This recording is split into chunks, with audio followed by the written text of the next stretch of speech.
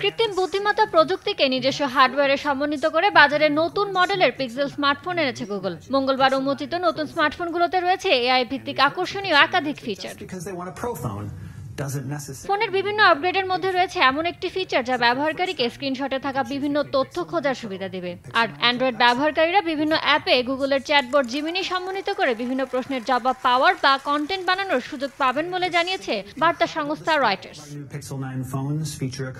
Camera আপগ্রেডের পাশাপাশি pixel 9 সিরিজের স্মার্টফোনগুলোতে ব্যবহার করা হয়েছে টেনসর Z4 চিপ।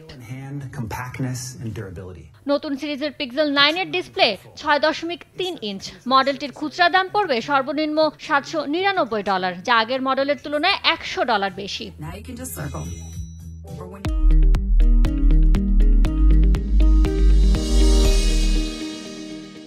কোম্পানির এক মুখপাত্র জানান, 6.8 ইঞ্চ ডিসপ্লের পিক্সেল 9 প্রো এক্সেল বাজারে পাওয়া যাবে 22 আগস্ট থেকে। এই মডেলটির দাম শুরু হবে $1099 থেকে। এছাড়া উন্নত ক্যামেরা সংবলিত পিক্সেল 9 প্রো ও পিক্সেল 9 ফোল্ড আসছে সেপ্টেম্বরে। এর মধ্যে পিক্সেল 9 প্রোর দাম শুরু $999।